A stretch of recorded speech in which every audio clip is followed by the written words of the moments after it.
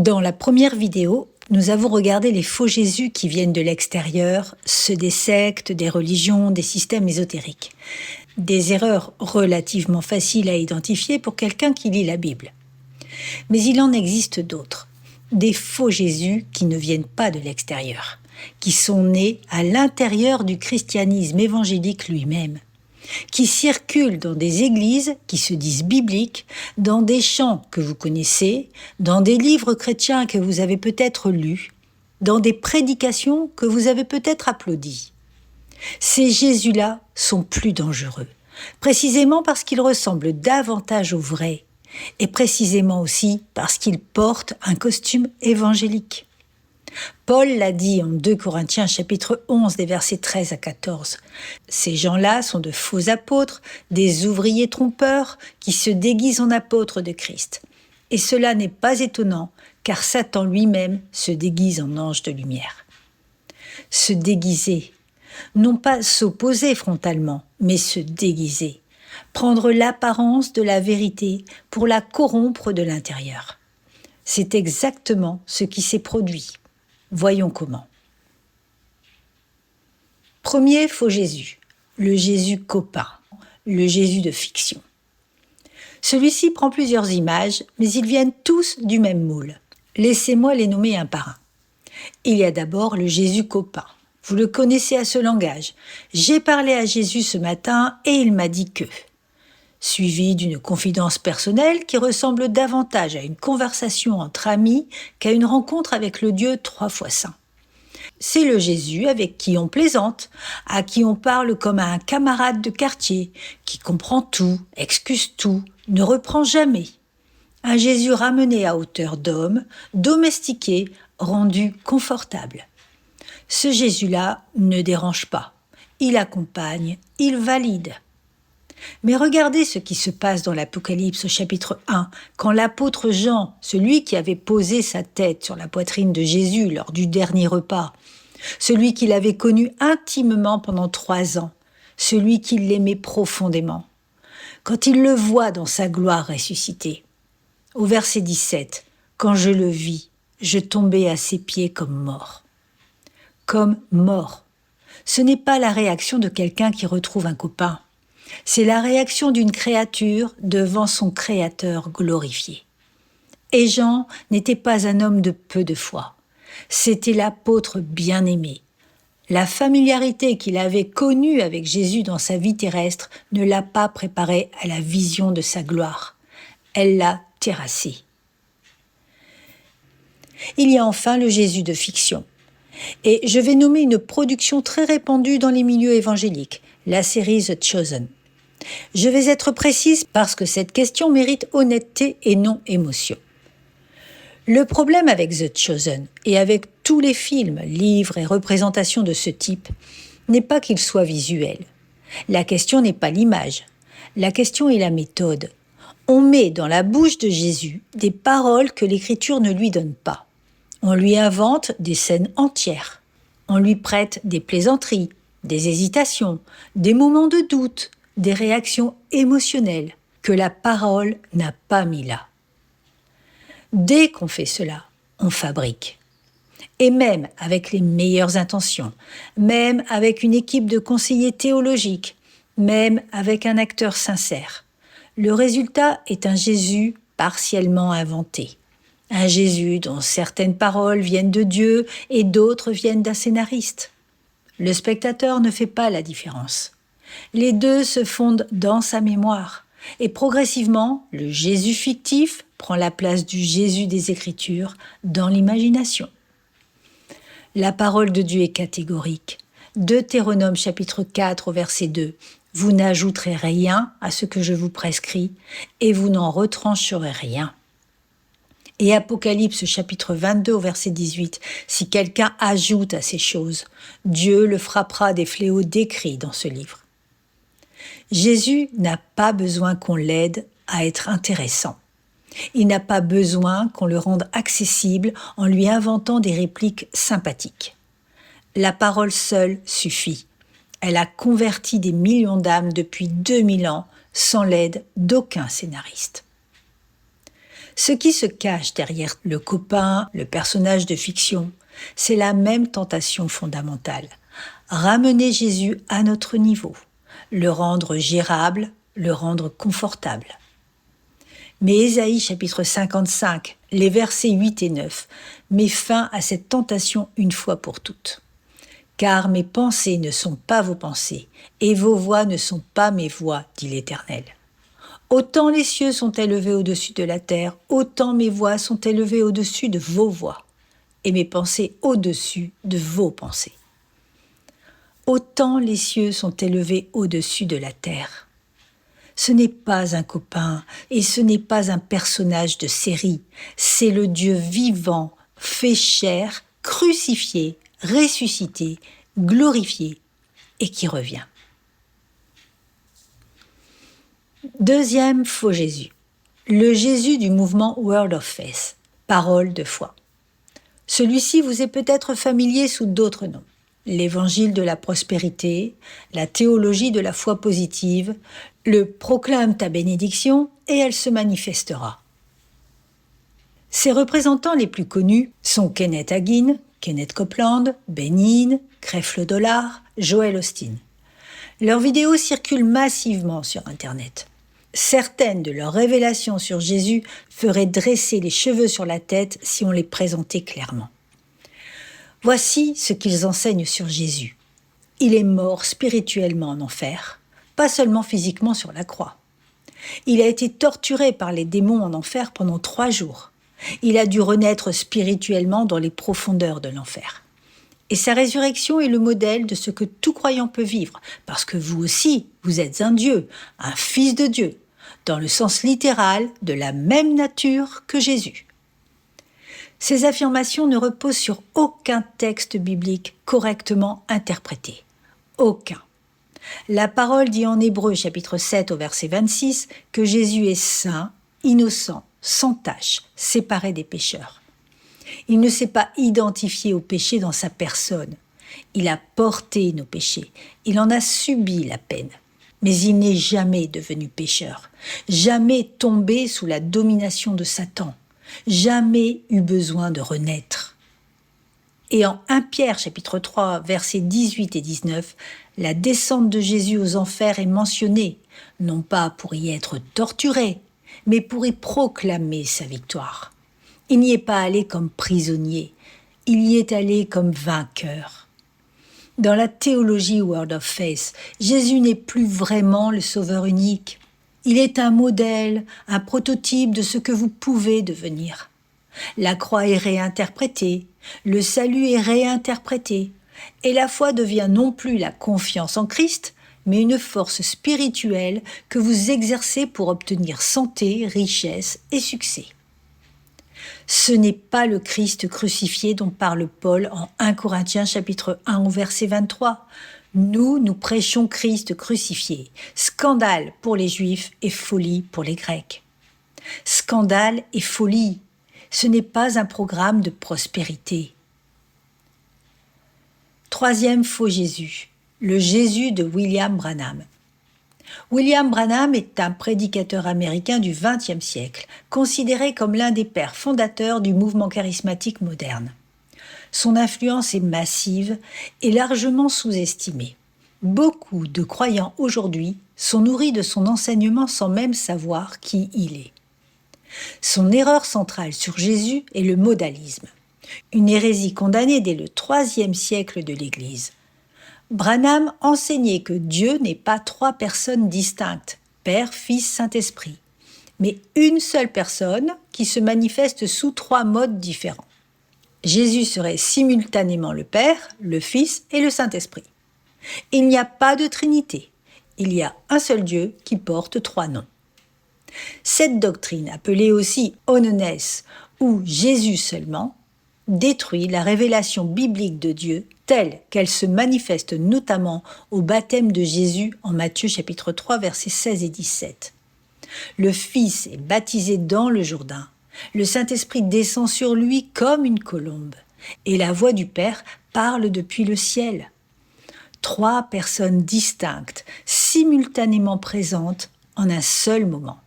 Ce n'est pas un Dieu qui joue 3 rôles, c'est la Trinité. Et en Jean chapitre 17, verset 1, Jésus parle au Père comme à une personne distincte de lui-même. « Père, l'heure est venue, glorifie ton Fils afin que ton Fils te glorifie. » Un Dieu solitaire ne parle pas à lui-même de cette façon. Mais Branham ajoute un deuxième problème encore plus grave sur le plan pratique. Il se présentait lui-même comme le messager de l'ange de Laodicée, le prophète de la dernière Église, dont la parole aurait une autorité égale ou supérieure à la Bible. Dans son système, Jésus devient inaccessible sans passer par la révélation de Branham. La parole seule ne suffit plus, il faut l'interprétation du prophète. C'est exactement ce que Paul condamne en Galates chapitre 1 verset 8. Si un ange du ciel vous annonçait un évangile différent de celui que nous vous avons prêché, qu'il soit anathème, maudit. L'influence de Branham est encore vivante aujourd'hui dans de nombreux milieux charismatiques, souvent sans que les gens sachent d'où viennent certains enseignements qu'ils reçoivent. Quatrième faux Jésus, le Jésus talisman. Celui-ci est particulièrement présent dans certains milieux pentecôtistes et charismatiques africains. Mais il se répand aussi en Europe francophone à travers la diaspora et les réseaux sociaux. Dans ces milieux, Jésus est réel. On croit en lui, on l'invoque, on le proclame. Mais progressivement, sans qu'on s'en aperçoive, il glisse de sauveur souverain à puissance magique à disposition. Concrètement, le nom de Jésus est utilisé comme une formule d'invocation pour repousser les sorciers, annuler les malédictions ancestrales, briser les liens familiaux occultes, obtenir la protection contre les esprits mauvais. La croix devient un symbole de protection porté comme un bouclier magique. Le sang de Jésus est appliqué sur les maisons, les voitures, les enfants, comme un produit spirituel de désinfection. Tout cela utilise le nom de Jésus. Mais le Jésus invoqué n'est plus le Seigneur souverain qui demande la repentance et la foi. Il est une puissance spirituelle supérieure aux autres puissances que le croyant manipule par les bonnes formules et les bonnes pratiques. C'est une forme de syncrétisme, un mélange entre le christianisme et les croyances animistes traditionnelles, dans lequel Jésus occupe la place du fétiche le plus puissant. Or, Actes chapitre 19 des versets 13 à 16 décrit précisément ce danger. Des exorcistes juifs tentent d'utiliser le nom de Jésus comme une formule magique. « Je vous adjure par le Jésus que Paul prêche ». L'esprit mauvais leur répond « Jésus, je le connais, et Paul, je le connais, mais vous, qui êtes-vous » Et il se jette sur eux. Le nom de Jésus n'est pas une formule, il ne s'utilise pas, il se confesse par quelqu'un qui lui appartient, qui lui est soumis et qui vit sous son autorité. Et Jésus lui-même dit en Matthieu chapitre 7, des versets 22 à 23, que des gens qui ont chassé des démons en son nom entendront au dernier jour « Je ne vous ai jamais connu ». Utiliser le nom sans connaître la personne, sans repentance, sans foi, sans obéissance, c'est exactement ce que ce Jésus talisman produit. Cinquième faux Jésus, le Jésus politique. Celui-ci est particulièrement répandu en ce moment et il se présente sous 2 formes opposées, ce qui devrait nous alerter. D'un côté, il y a le Jésus progressiste, celui que certaines théologies libérales ont fabriqué, un révolutionnaire social, un militant des droits, un activiste qui lutterait aujourd'hui pour telle ou telle cause politique. Dans cette lecture, le royaume de Dieu est essentiellement une transformation sociale et politique de ce monde. L'Évangile devient un programme de justice humaine. De l'autre côté, il y a le Jésus nationaliste, celui que d'autres milieux ont fabriqué, un défenseur de la civilisation chrétienne occidentale, un garant de l'identité nationale, un Jésus dont on brandit la croix comme un étendard politique. Ces 2 Jésus sont opposés sur le fond, mais ils ont exactement le même problème de forme. On a instrumentalisé Jésus au service d'un agenda humain. Or, Jésus lui-même a refusé cette instrumentalisation. Après la multiplication des pains, la foule veut le faire roi de force. Il se retire. Il refuse. Son royaume n'est pas de ce monde. Il le dira explicitement à Pilate en Jean chapitre 18, verset 36, « Mon royaume n'est pas de ce monde ». Et quand les disciples lui demandent en Actes chapitre 1 au verset 6, « Seigneur, est-ce en ce temps que tu rétabliras le royaume d'Israël ?» Une question politique nationale, il ne répond pas à leur question. Il la déplace entièrement vers la mission de l'Évangile. Jésus ne refuse pas la justice, il ne refuse pas non plus la vérité dans la sphère publique, mais il ne se laisse pas réduire à un programme politique. Ceux qui le font, quelle que soit la cause, lui font dire ce qu'il n'a pas dit. Il faut nommer ici une forme particulièrement répandue dans le protestantisme libéral, ce qu'on appelle l'évangile social. Dans ces milieux, Jésus est avant tout un réformateur social dont le message central est la justice, l'égalité, l'inclusion. La croix n'est plus une expiation, elle devient un symbole de solidarité avec les opprimés. Le royaume de Dieu n'est plus la réalité eschatologique inaugurée par Christ, il est un projet de transformation de la société ici-bas. L'Évangile est réduit à un programme humaniste habillé de vocabulaire chrétien. Ce Jésus-là ne sauve de rien, il mobilise. Par ailleurs, il faut aussi mentionner ici une forme extrême du Jésus politique. La théologie Kingdom Now, ou dominionisme, théorisée notamment par Peter Wagner et popularisée par Lance Wallnau sous le nom des 7 montagnes. Dans ces milieux, l'Église doit prendre le contrôle des 7 sphères de la société, politique, économie, médias, art, éducation, famille, religion, avant que Jésus puisse revenir. Son retour est conditionné à la performance politique et culturelle de l'Église ici-bas. C'est un Jésus dont la souveraineté est niée dans les faits. Il attend que nous agissions avant d'agir lui-même. Or, Actes chapitre 1, verset 7 est sans appel. Il ne vous appartient pas de connaître les temps ou les moments que le Père a fixés de sa propre autorité. Et Matthieu chapitre 24, verset 36, « Quant au jour et à l'heure, personne ne les connaît, ni les anges des cieux, ni le Fils, mais le Père seul. » Le retour de Christ n'est conditionné par rien de ce que l'Église accomplit. Il revient souverainement à l'heure du Père. Le critère est simple. Si votre Jésus ressemble étrangement à vos convictions politiques préexistantes, si son évangile coïncide parfaitement avec votre camp, quelque chose ne va pas. Le vrai Jésus dérange tous les camps. Il est au-dessus de tous les camps. 6e faux Jésus, le Jésus thérapeute. Celui-ci est né de la rencontre malheureuse entre le christianisme évangélique et la psychologie moderne. Et il est extrêmement répandu, y compris dans des églises qui se disent saines doctrinalement. Ce Jésus-là est avant tout un guérisseur intérieur. Il vient réparer vos blessures d'enfance, restaurer votre estime de soi, vous libérer de vos traumas, vous aider à vous épanouir. La prédication tourne autour du bien-être émotionnel, de la guérison des blessures, de la réconciliation avec soi-même. Ce n'est pas que ces réalités soient fausses, Dieu guérit, le Saint-Esprit console, la parole restaure. Le problème, c'est le déplacement du centre.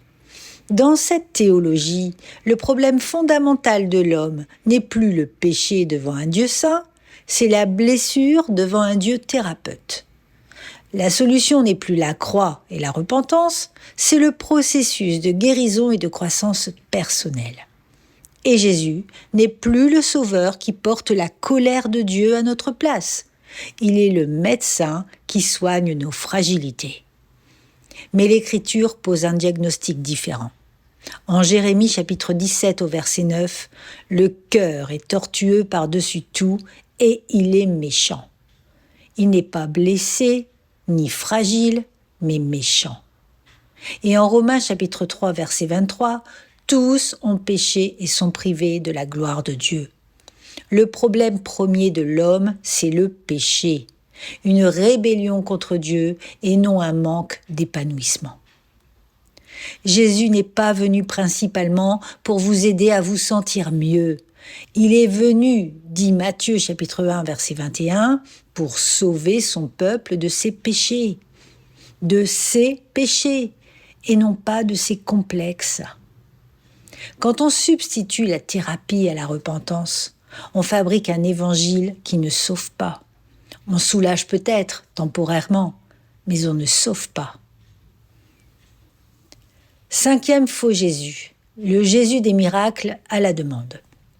Celui-ci est présent dans certains milieux charismatiques, distinct du Word of Faith, mais proche dans l'esprit. C'est un Jésus qui est avant tout défini par les signes et les prodiges. Un distributeur de guérisons, de prophéties, de manifestations spectaculaires. Dans ces milieux, la mesure de la foi est souvent la mesure des miracles. Si vous n'avez pas été guéri, c'est que vous n'aviez pas assez de foi. Si la prophétie ne s'est pas réalisée, c'est que vous avez fait obstacle. Jésus, lui, voulait vous guérir. C'est vous le problème. Ce Jésus-là est au service de nos attentes. Il est évalué à l'aune de ce qu'il produit pour nous. Mais regardez comment Jésus répond à ceux qui réclament des signes. Une génération méchante et adultère demande un miracle. Il ne lui sera donné d'autre miracle que celui du prophète Jonas.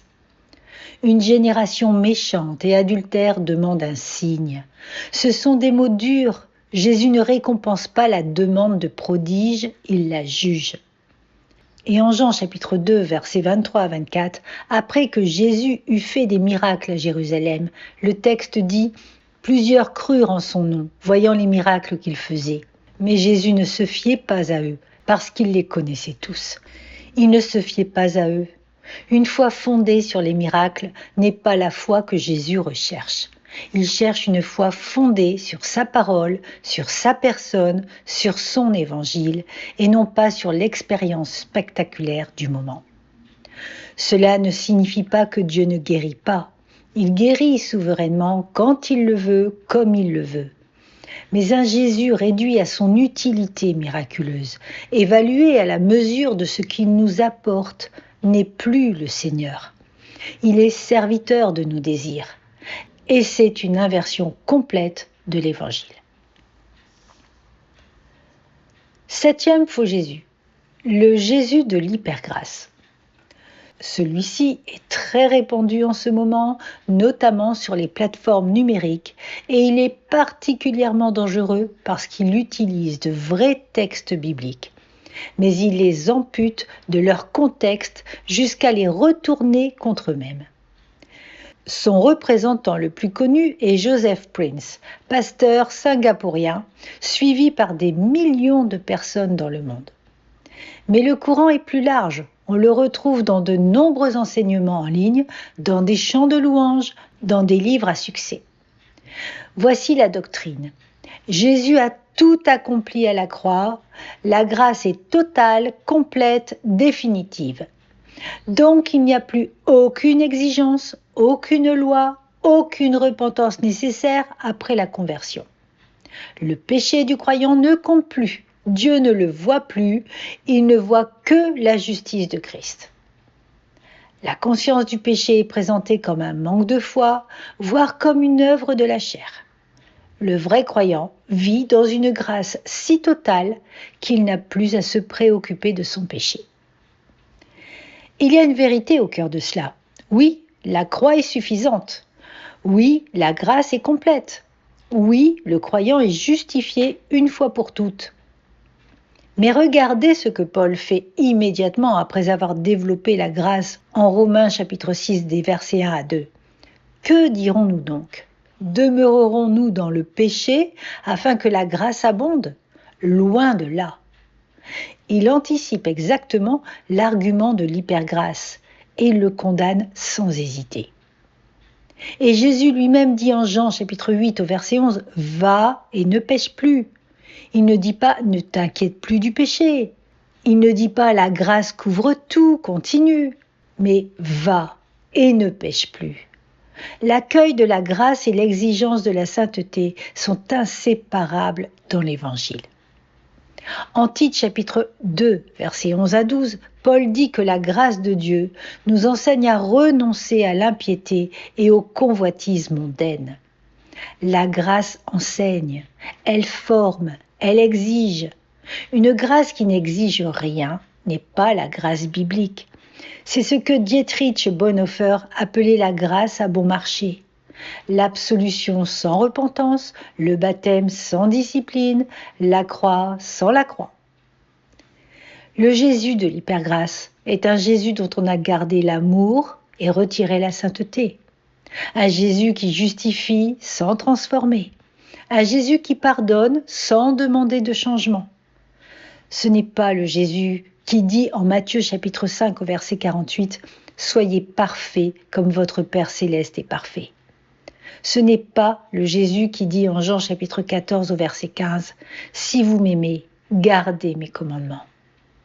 La vraie grâce libère du péché. Elle ne libère pas pour pécher.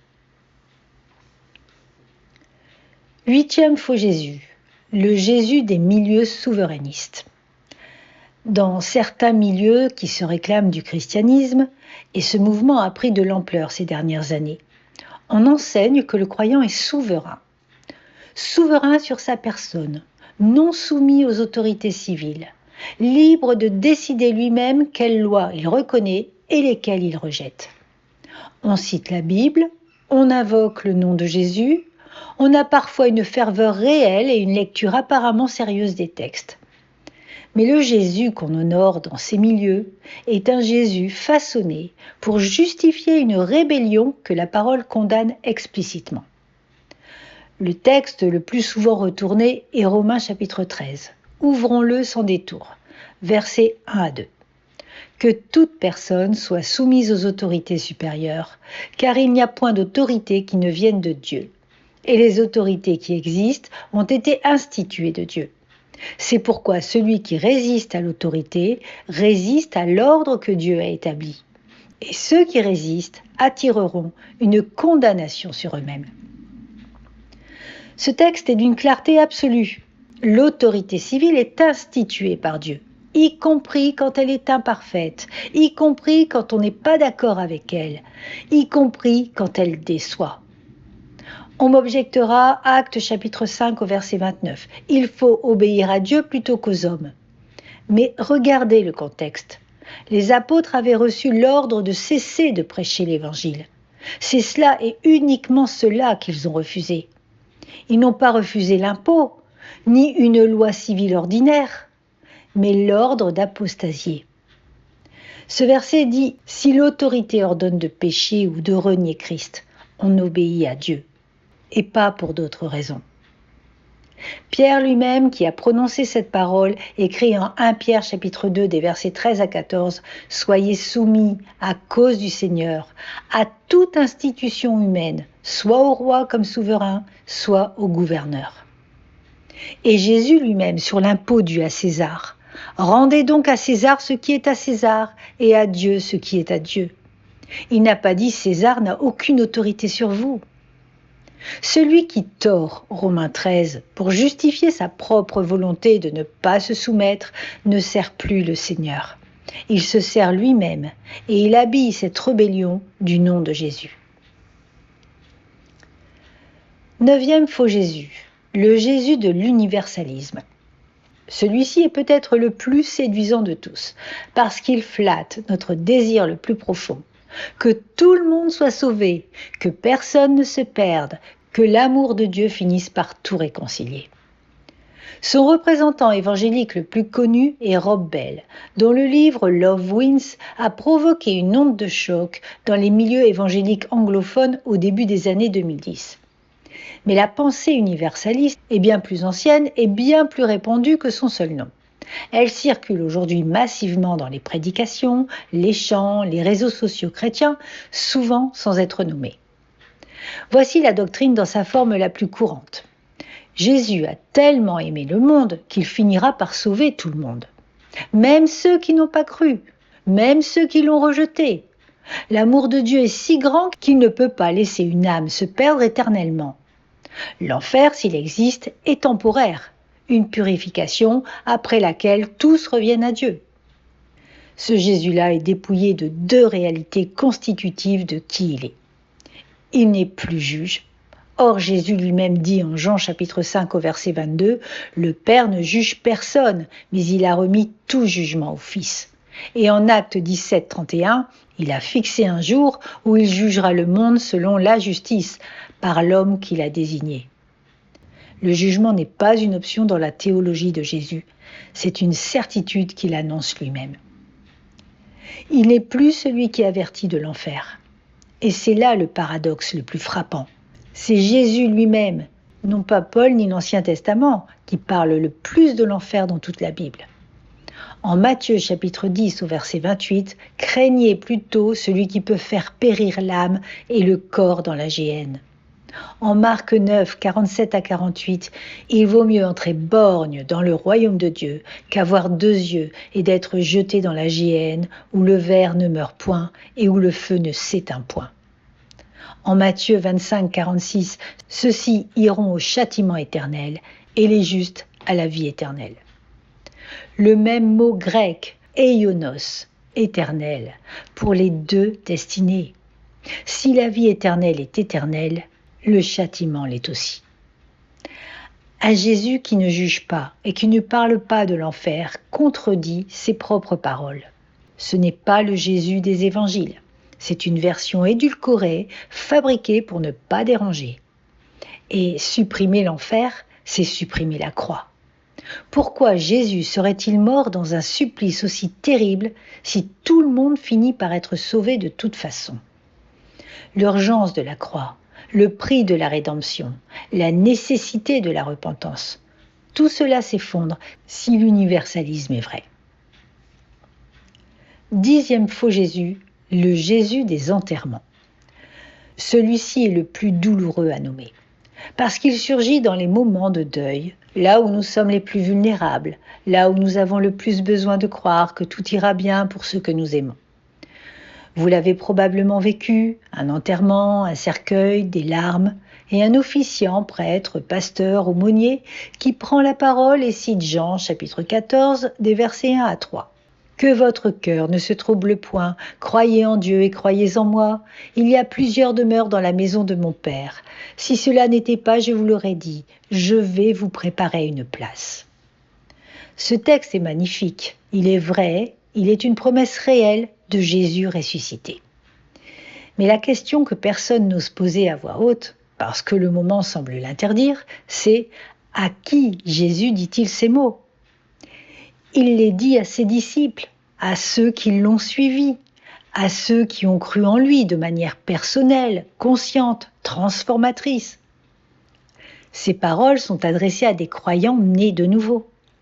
Ce ne sont pas des paroles adressées automatiquement à tout défunt dont le cercueil se trouve dans une église simplement parce qu'il a été baptisé bébé ou parce qu'il était une personne bien ou parce qu'il aimait Dieu à sa façon. Car Jésus lui-même, au verset suivant, dit « Je suis le chemin, la vérité et la vie, nul ne vient au Père que par moi. » Nul ne vient au Père que par moi, par une foi personnelle, consciente en lui. Et en Jean chapitre 3, verset 3, il est encore plus direct. En vérité, je te le dis, si un homme ne naît de nouveau, il ne peut voir le royaume de Dieu. Naître de nouveau, ce n'est pas recevoir l'eau sur le front quand on est bébé. Ce n'est pas avoir été élevé dans une famille pratiquante.